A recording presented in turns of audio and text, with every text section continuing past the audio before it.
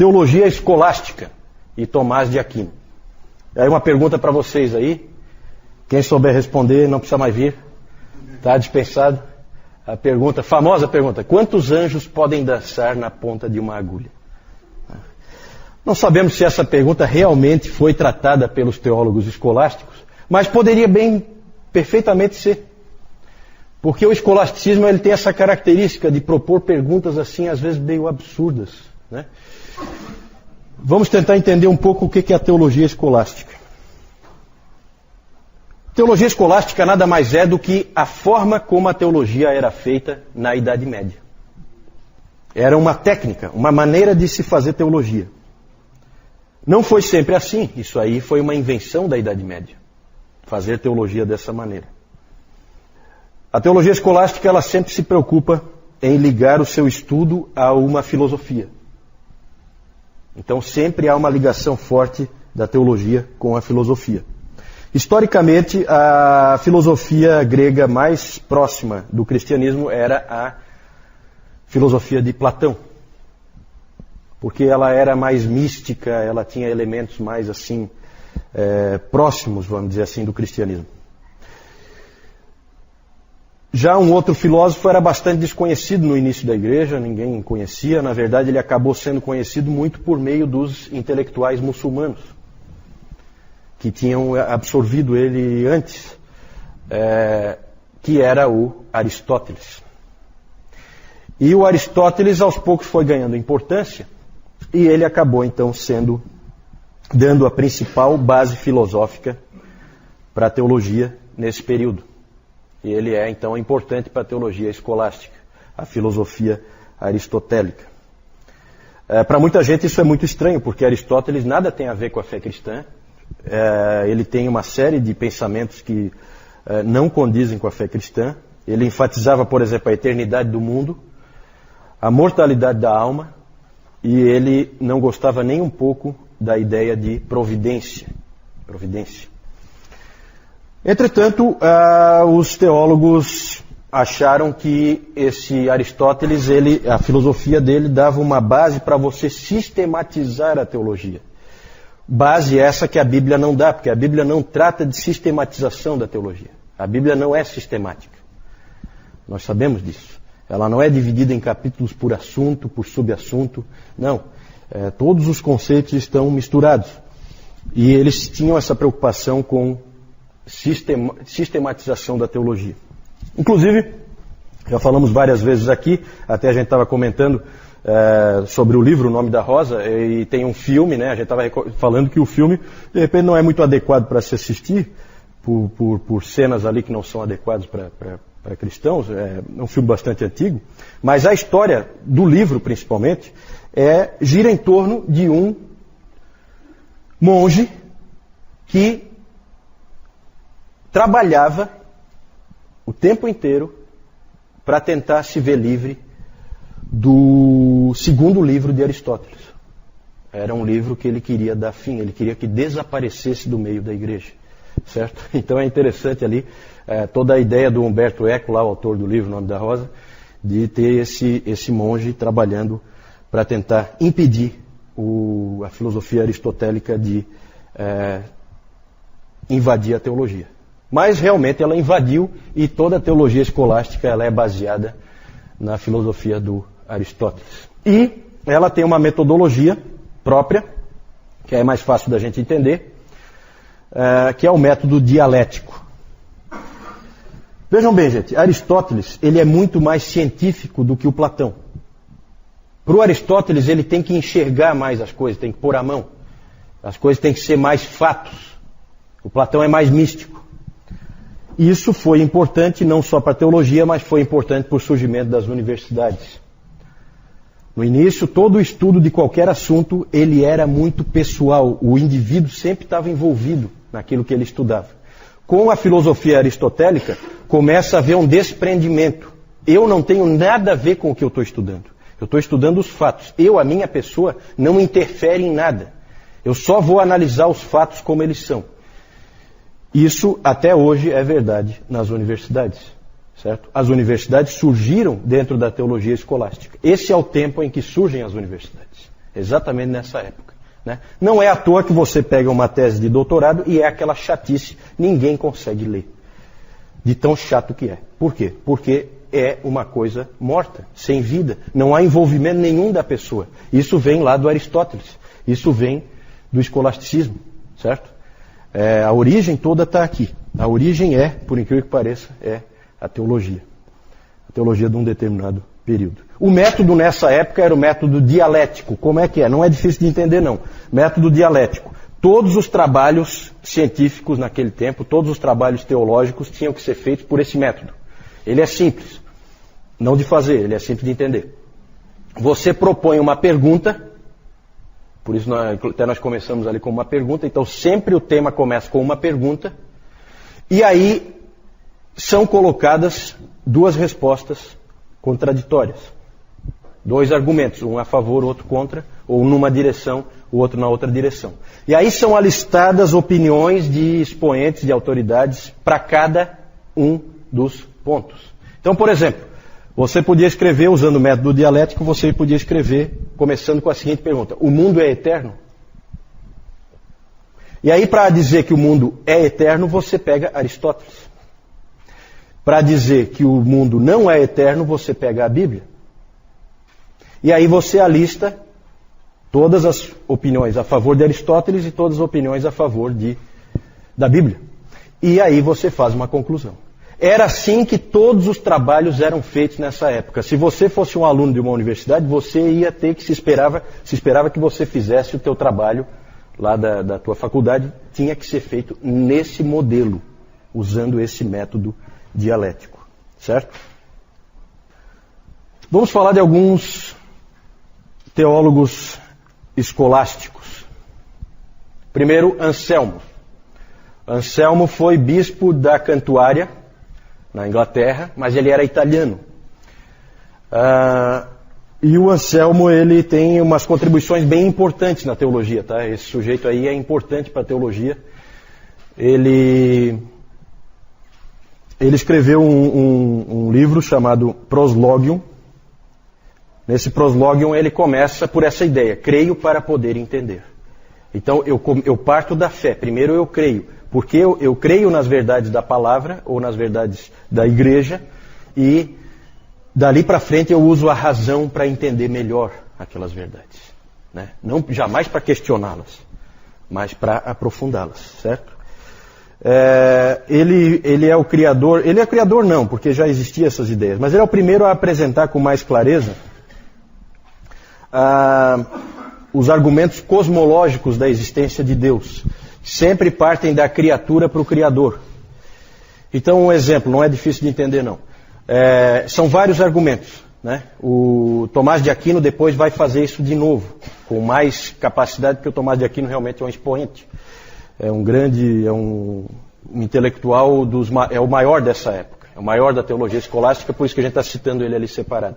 Então, Tomás de Aquino, ele é posterior ao Anselmo, bem posterior, ele faz isso de novo. Mas o Anselmo, por exemplo, colocou, só para vocês terem uma ideia de como que a coisa funciona, o argumento cosmológico é assim. Por exemplo, você vê que olhando para as criaturas e olhando para a criação, você vê que existe uma certa ordem, uma certa organização, parece que há um certo projeto de como as coisas são colocadas. Certo? Aí o argumento é o seguinte: se há um projeto, há um projetista. E o projetista é Deus. Um outro argumento é o argumento da causa e consequência. Todas as coisas têm uma causa. Tudo que acontece ou tudo que existe teve uma causa. E o que veio antes disso também teve uma causa. Então, deve haver uma causa inicial. Você vai, né, de causa em causa até chegar numa causa inicial. Essa causa inicial é Deus. Então, esse tipo de argumento, esse tipo de raciocínio, o Anselmo fez nesse Proslogium. E um outro livro importantíssimo do Anselmo, que tem doutrinas que a gente crê hoje, que são importantes, é um livro chamado Cur Deus Homo. Cur Deus Homo, que significa por que o Deus homem. Por que o Deus homem? E aí ele trata da expiação. Ele trata do porquê de Cristo ser Deus e homem ao mesmo tempo. Qual a necessidade disso?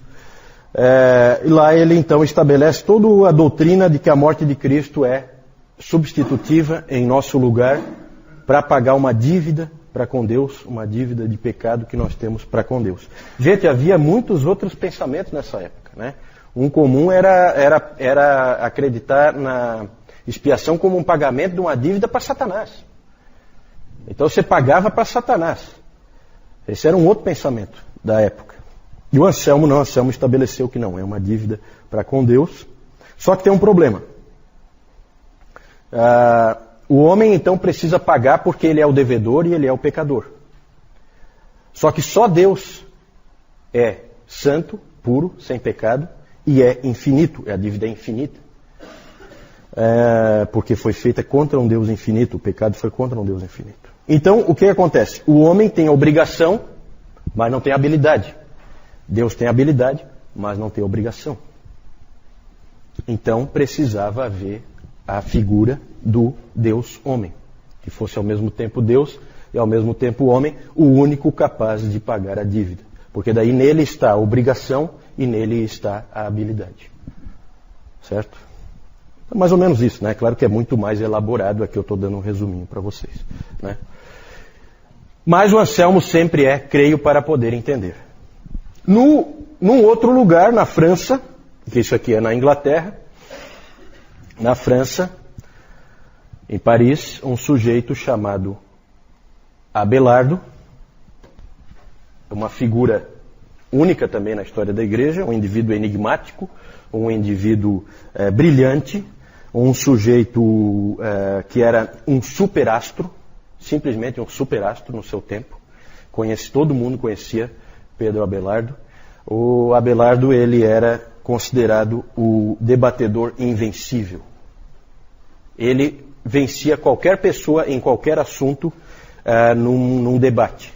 Hoje, para nós, isso aí é uma coisa assim que não apela muito, né? Na época, ele era simplesmente uma superestrela, esse Pedro Abelardo. Vinha gente de todos os lugares para ver o Abelardo em ação. Esse Abelardo, a história dele, talvez alguns conheçam, é uma história meio triste, depois nós vamos falar disso, bastante triste. Mas ele veio com um outro conceito, diferente do Anselmo. Ele veio com a seguinte ideia: eu preciso entender para que eu possa crer. Já é um conceito bem mais dos nossos dias, né? Ele disse, ele duvidava, ele disse assim, ele disse que duvidando é que se faz as questões certas e respondendo-as é que se chega à fé. Isso é alguma coisa bastante impressionante para se dizer em 1122, certo? E bastante arriscado também. Você falar uma coisa dessa em 1122, você está pedindo para ser queimado numa fogueirinha, certo?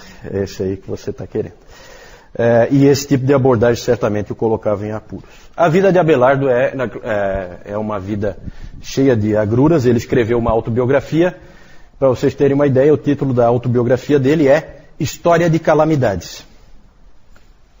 E a vida dele já começa com uma calamidade, porque ele era um professor. Na verdade, pode-se dizer que ele é quase que um criador, um fortalecedor da Universidade de Paris, que se tornou uma das principais universidades desde o início. E vinha gente estudar com Abelardo de tudo que era canto. E uma das alunas de Abelardo chamava-se Heloísa. Era a sobrinha do cônego da Catedral de Paris, um sujeito poderoso, tal de Fulbert. E ele acabou tendo um caso amoroso com essa Heloísa, que era aluna dele. E ela acabou engravidando. E aí o Fulbert, quando soube, eles acabaram se casando em secreto para dar legitimidade para o filho e coisa, né?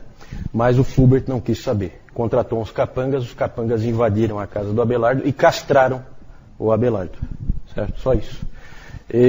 Então já começa com calamidades a história da vida dele. Essa aí foi só a primeira calamidade. Certo? O principal livro do Abelardo é Sic et Non. Sim e não. E ele é um livro no estilo dialético, com um monte de perguntas. Lembram do estilo dialético? Um monte de perguntas, e ele coloca gente defendendo uma posição, gente defendendo a outra posição, e ele não conclui muito. Ele deixa tudo meio nebuloso, né? Bem no estilo dele.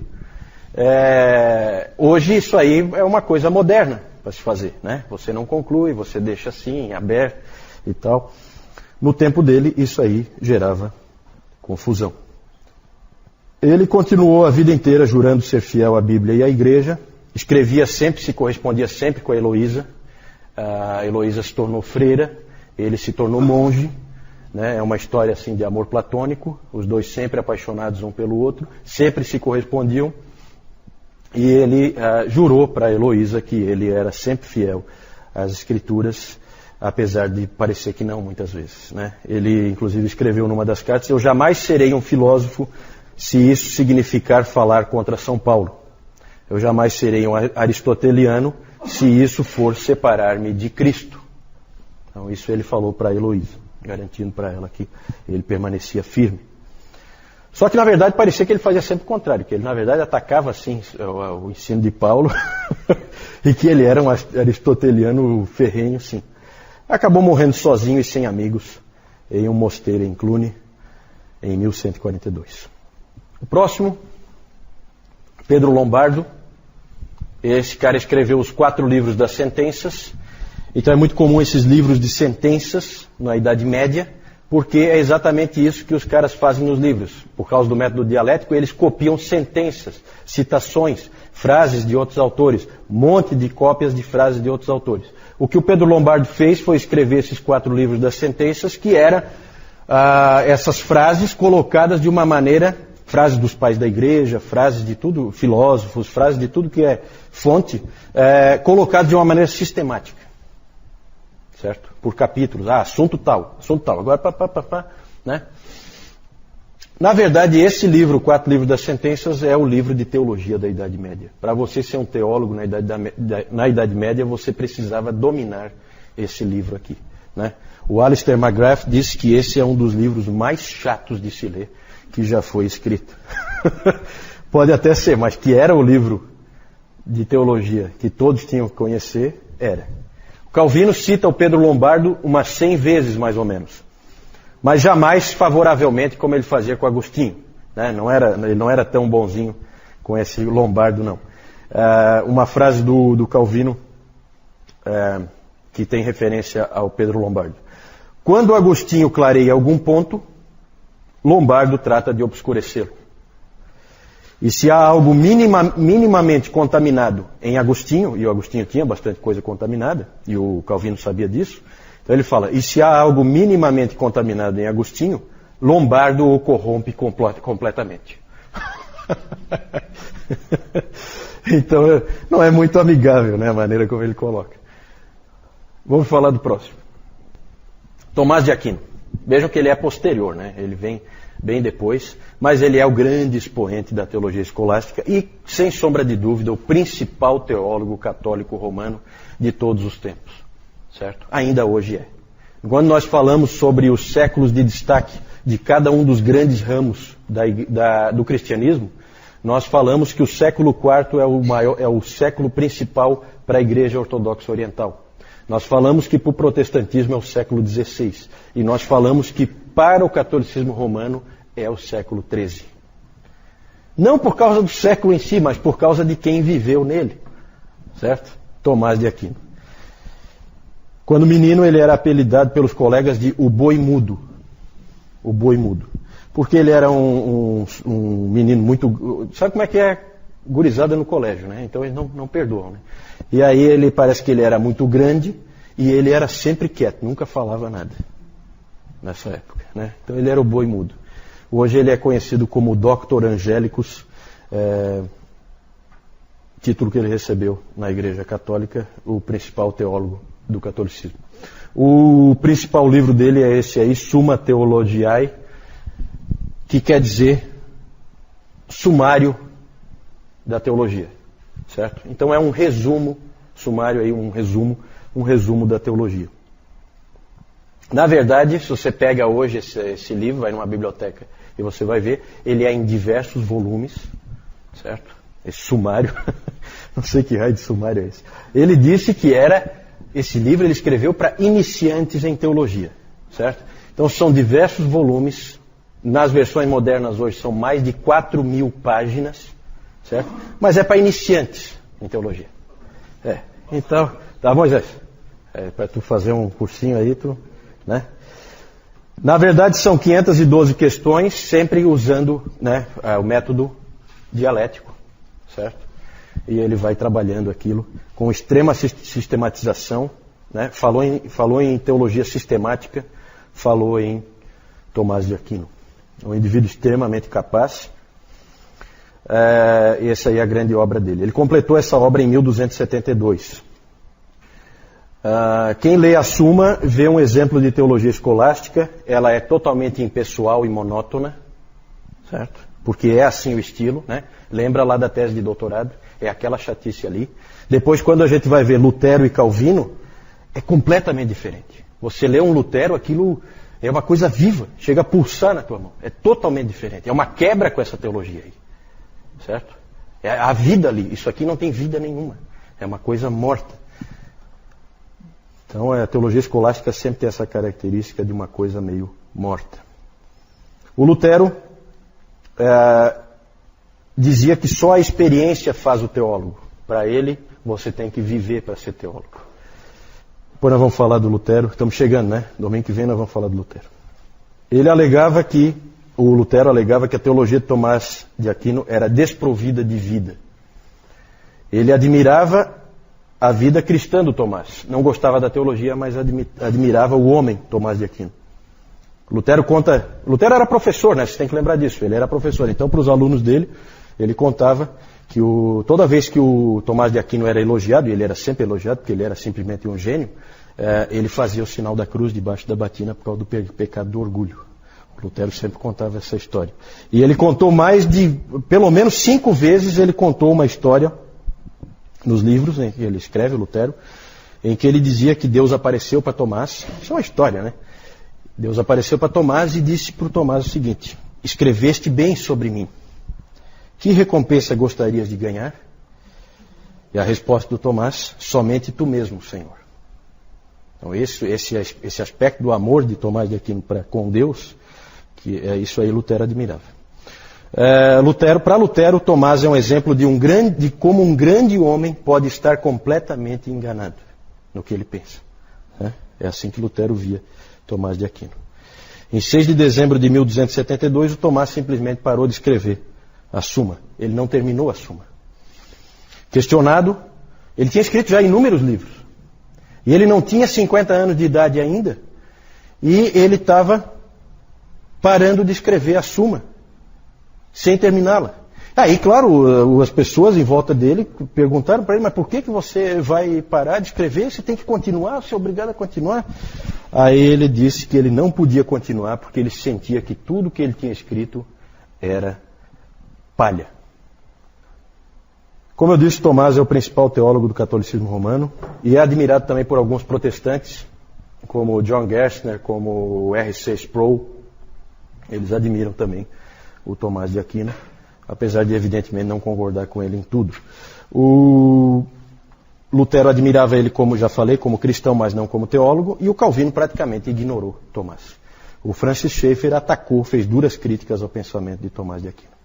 O que dizer, para a gente encerrar esse período e irmos para o nosso lanche?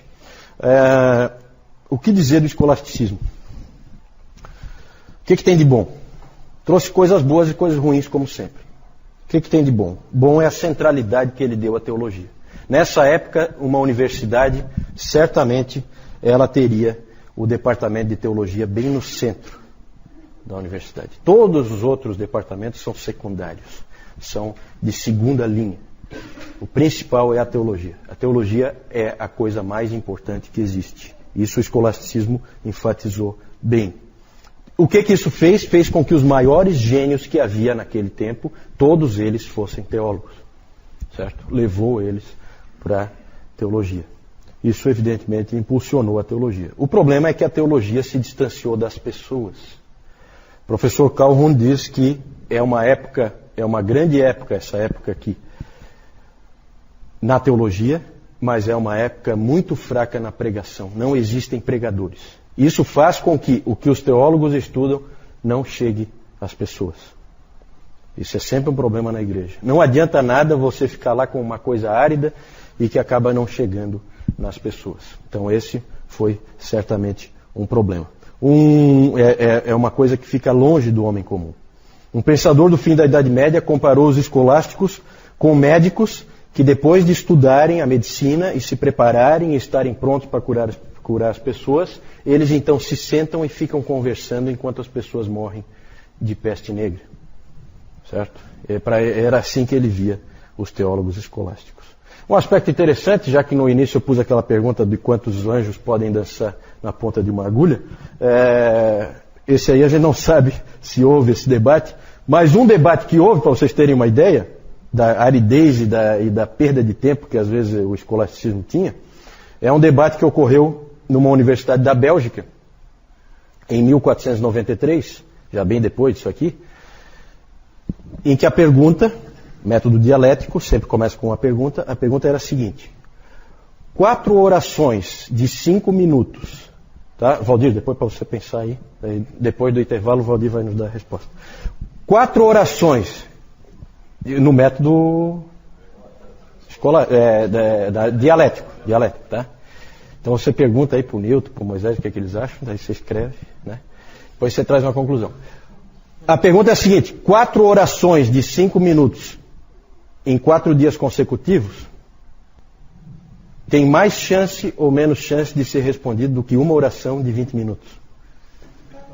Isso gerou um debate longo, certo? Entre grandes teólogos ali daquela universidade, tentando responder essa pergunta. Tão relevante, importante, né? Por isso que aquela pergunta do início dos anjos dançando na ponta da agulha não é tão impossível de ter sido debatida nesse tempo, tá?